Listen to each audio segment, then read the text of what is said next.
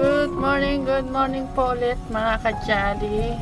Ngayon po nandito po tayo dito sa farm at mangunguha po tayo ng bayabas dahil parang napakasarap po ng may sabaw na ulam. Magsisigang po ako ng baboy na may bayabas. Yan, kukuha si Nanay Apple.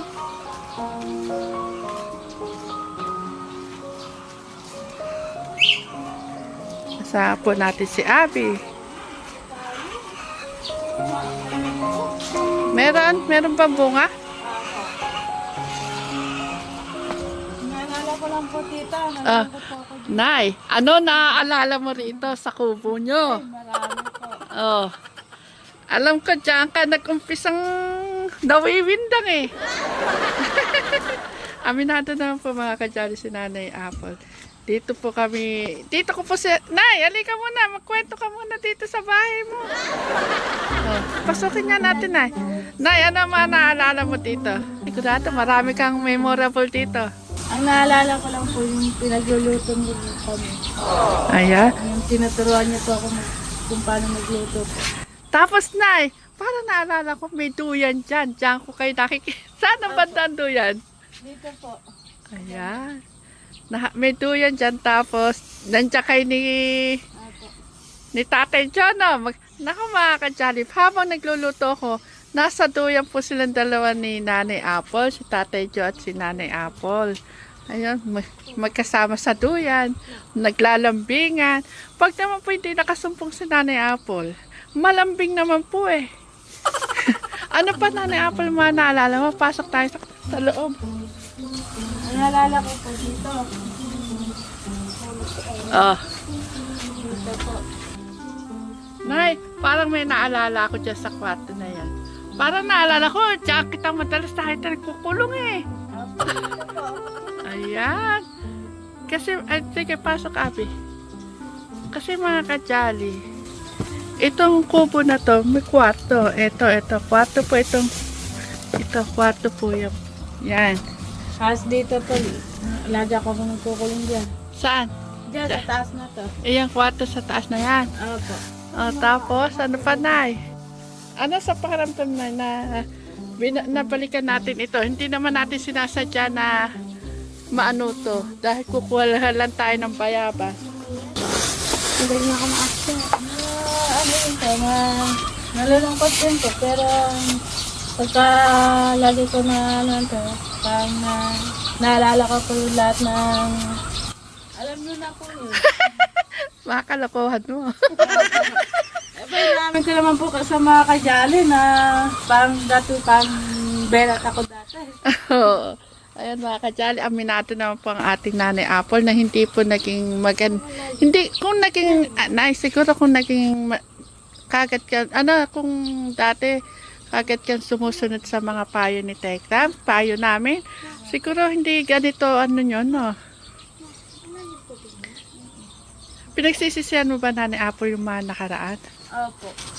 Diba? Kasi ang daming opportunity na ibinigay sa inyo, hindi mo pinahalagahan. Opo. Pero nung nakalala ko po yung Panginoon, sabi ko, ay, tama pa ako yung sinasabi nila Tita Jan sa kanila Tatay Rap. Diba? Siyempre na, hindi ka naman namin sasabihan kung hindi naman yun ang... Pero po noon, nakakilala po ako sa Panginoon, gabi-gabi po ako umiiyak. Sana ako mapatawag din po ako nila Tita Janet, sa kanila Tatay Rap. Alam ko po yun, Tita, Pero sabi ko, sa totoo si Tita Janet, ako po ay nahihiya dati sa inyo. Parang ayaw ko po lumapit.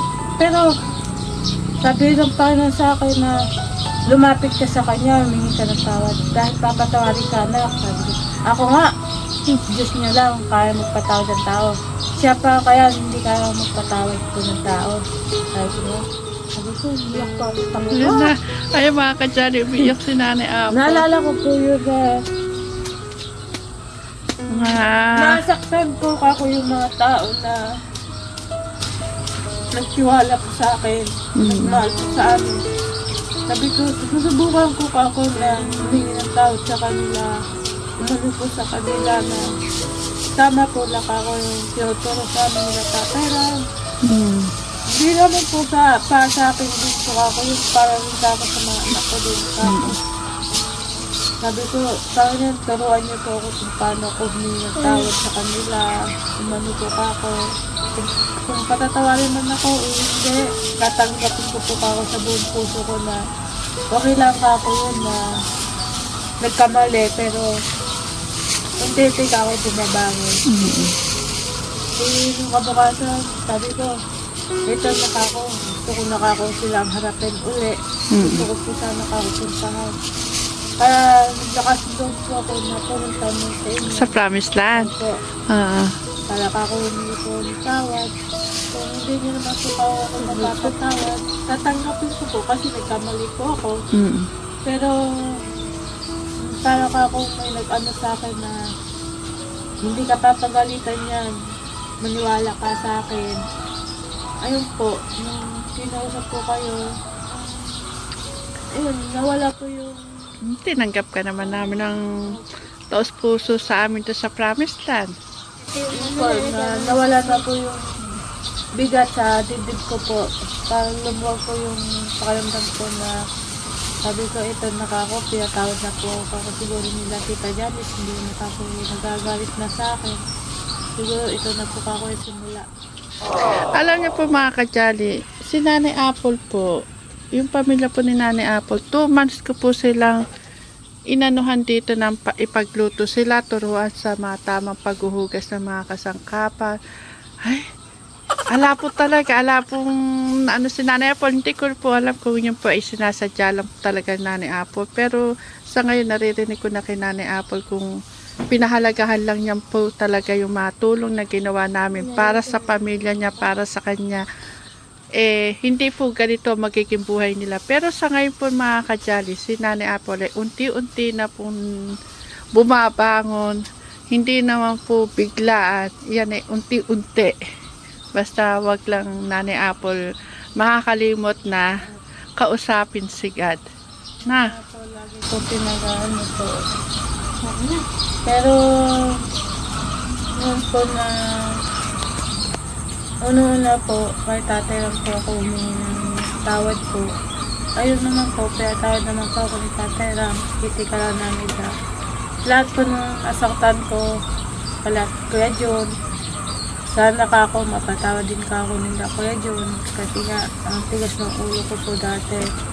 Pero awa naman ng Diyos na tinanggap naman po ako ulit nila Kuya John na manood dyan. Lalo na pa sila Ate Jack, tsaka asawa pa ni Kuya John. Oo, tinuruan yung mga anak mo noon. Sila nag-umpisa para matuto yung mga anak Ano mo. niya Ate Janet, sa isip ko, kahit pala ka ako na may pamilya ka na ano, kahit hindi ka ako kadugo, inaano yung, andun ka ako yung pagmamahal. Tulad ng isang kapatid, parang ganon.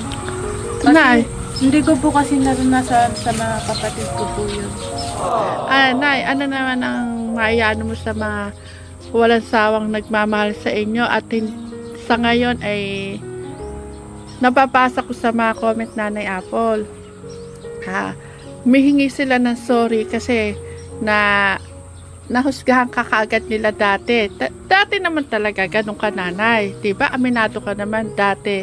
Naging matigas ang ulo mo. Hindi ka nakikinig sa amin. Kila Tatay Ram. O sila ngayon, humihingi ng sorry at kaagad na anuhan ka, nahusgahan.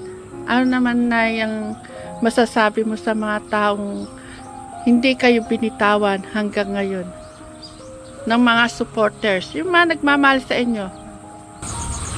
Ayan po,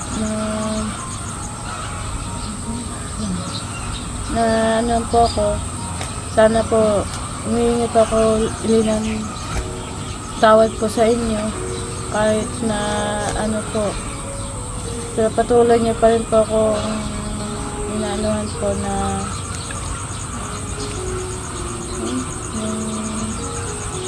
sinusuportahan niyo po kami lagi. Yan po, maraming salamat po. Ayan, Nanay Apple. Okay, Tatay Ram, ano masasabi mo? Yan, kay Tatay Ram naman po. Sana, Kay Tatay Ram at kay Nanay Jack, magkasama na sila. Lahat dito sa Tekram House. yan po, inuulit ko po Tatay Ram, sa Nanay Jack, Kuya Jun, Teacher Flor, at Ate Seki. Sana po, lahat po dito na niya, sila Tatay po rin. Humihingi po ako ng tawad po ulit sa inyo noon. Patigasan ko po dati ng ulo. Sana makapatawad niyo ulit ako. Ngayon, nagbabagong buhay na rin po ako dahil yun po ang gusto po ng Panginoon po natin na nagbabago na talaga po ako. At para yan sa mga anak ko. Opo, para po sa mga anak ko rin. Hindi rin po para sa akin, para po sa mga anak ko. Lahat ba dyan yung nanonood sa ibang bansa, yan. Sana po mapatawad niyo po ako. Lahat po na nanonood, sana po mapatawad niyo rin po ako. Ayan, mga kajali, humihingi po ng sorry po si Nanay Apple sa inyo dahil naging matigas po ulo niya dati. Ngayon po, ang laki po ng pinagbago ni Nanay Apple. Makita niyo man po siya sa personal. Malayo na po siya sa dati. Ayan po, makinis. Ayan, hindi na po siya dati yung buhok niya, hindi man lang masuklay eh. Hindi ko alam kung paano si Nanay Apple eh. Dati po, para kasi ako nun na, po kasi, parang isip ko nun, parang marami po akong problema, kasi po nga, sa mga kapatid ko po kasi, ang nasisi ko tuloy, ibang tao, pero ngayon, humihingi po ako ng tawad po sa inyo. Yan naman na yung kailangan. Lalo na po kay Tito Lito, tapos sa inyo po, Ate Janet po, kasi noon, yung katigasan ko po ng ulo. Alam ko po yun, Nay. Saksi ako. Habang nagluluto ako rito, ay talaga, Nay. Tumisan, iniisip ko, masarap pa kaya yung niluluto ko kasi kasi nanay, minsan kasi dumarating din sa akin yung pag nagluluto ako, yung may inis din ako sa inyo kasi darating ako, aalis ako, malinis, babalik ako dito, ang kalat-kalat na naman. Doon ako na kaya sabi ko, yung kayang niluluto ko, masarap pa kasi, kumbaga mga kajali, sa pagluluto kasi, kailangan sinasama ng pagmamahal para masarap din po yung niluluto. Minsan po may kasamang inis na yung aking pagluluto dahil nga po kahit na sabi ko nga po kahit na araw-araw oras-oras ko turuan sila Nanay Apple dati, wala po, para lang po ako nagsalita sa hangin, nagturo sa hangin, nanilipad, yun, ganun na nangyayari. Dati ang gulo-gulo po talaga dito, di ba, Nay? Nakasinop naman niya, may bakod. O ngayon kasi iba na yung tumira dito, yung mga tauhan ni Kuya Poren. Pero na-miss mo, Nay. Opo. Mm-hmm. Naalala ko nung buhay pa yung isa ko, nung binigay niya po ako ng bulaklak, nagtimpla po ako ng gatas. Ni tatay? Opo. Diba? Ano niya doon po si Tatay Ram, tsaka nandito po yung mga anak-anak ko po ng Tatay Ram. Oo, sila Luis, sila Dave. Sila pang may pakanano na bumili daw yung bulaklak. Ayun, binigay ko naman sa akin. Abi, ano yung nagustuhan mo kay Mama sa ngayon? Ano na? Inaasikaso. Ayan, naasikaso na daw po sila ng mama nila. Nay, may naalala ko. Ano sabi mo na? Mabubuhay pa kami sa ano? Ano? Sabi ko po na, mabubuhay po ba kami puro karne-karne? Yung po ang naalala ko. Naalala ko po yun. Kung ano yung mga lumalabas sa bibig ni Nanay Apple. Yun nga, kasi wala pa siya sa tamang direksyon ng buhay ni Nanay Apple nung araw na yun. Oras na yun, wala pa po siya sa tamang direksyon. Ngayon, nasa tuwid na daan ka na Nanay Apple. Yun naman ang importante. Kahit na Nay, diba, siguro pag nakahiga ka na, iisip mo kung ikaw dati nagbago. Sana hindi ganyan, no? malayo na sana narating namin ngayon mag-iinan. Oo, totoo yan, Nay. Alam mo, ang dami nagmamahal sa inyo. Yun nga, na ano nga po ako dahil nahinayang po ako dun sa mga nanonood sa akin. Pero, hindi, sabi ko, pinagsisisihan ko na pa ang lahat. Hindi ko na po yung gagawin kasi nasa Panginoon na po ako. Alam ng Diyos yan na lumapit po ako sa Kanya na humihingi ako ng tawad sa Kanya. Lahat po yan. Yun naman na yung importante. Basta ngayon, peace of mind na tayo. Wala nang pangit na babalikan. Ngayon puro kagandahan. At isipin mo, Nay, yung mga anak mo. Yung magiging future ng mga anak mo. Parati mo, yun ang aanuhin mo para, alam mo, si Angel, ang laki ng ni Angel. Alam ko may pangarap siya sa inyo. Ikaw, Abby, masaya ka ba sa buhay nyo ngayon? Sa nararanasan nyo ngayon? Basta, parati lang mag-aaral mabuti, ha? Kala ko nga nung hindi ko magpapag-aral yung mga anak ko. Sabi ko, bahala na nga ako si God kung sino ka magpaparal sa mga anak ko. Eh, wala naman ang kapwa akong trabaho. Pero sabi ng tama-tama naman, kinuha nila tatay ang sila Abby, tsaka ni Si Angel. Kung nasa akin pa siguro yung mga anak ko yung Tita Janet, baka pa ako may mga asawa na rin. Malamang, Nay. Pero, Nay, basta magtiyaga ka lang sa itinuturo ko sa'yo. Matututo kang magbasa. Lalo na, gusto mo magkaroon ka ng tindahan, grocery.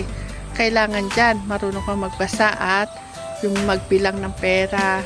Ayun. Lahat naman na yun, Nanay, mapag-aaralan natin. Unti-unti lang kasi tinuturuan ko pa yung mga anak mo, lalo si Luglug at si Abby.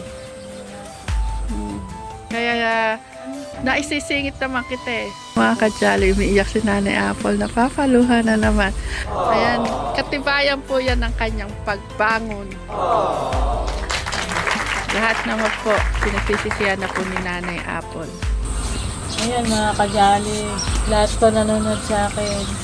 Yan, inuulit ko po na sana mapatawad niyo din po ako. Sana po hindi po kayo magsawa po sa amin na magsubaybay, po sa amin. Sana po kahit lang konti po na pagmamahal niyo po sa amin. Ayan po, nagpapasalamat din po ako sa inyo. Kung dahil sa inyo, wala po ako ngayon dito.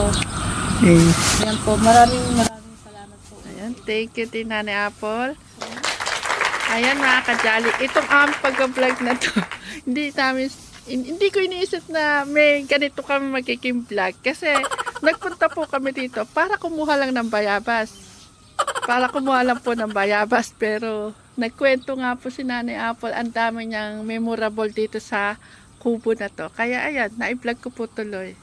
Abby, magpaalam na kayo ni Mama. Ayan po, maraming salamat po. I love you, Mama Sister. Ayan. Sige, kuha na tayo ng Saan? Ay, oo, may mga bayabas nga. Pwede pang sungkitin na lang kasi bawal na yung umaakit sa puno. Ayaw ni YouTube. Ayun, sige na. Sa mababa. Ayan mga ka-jolly, ako'y aabot na lang po dito. Masarap ito sa sinigang, sa bayabas, sa baboy na buto-buto.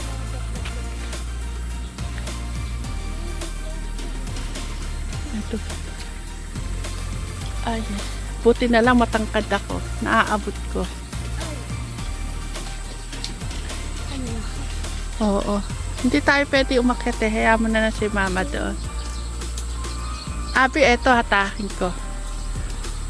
Hatakin ko, Abi. Abutin mo ha. Eto. Saan po?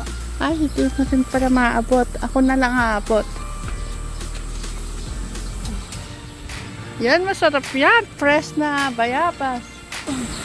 Yung malunggay, meron pa. Konti na lang. Saan? Na tita. Oo, may malunggay.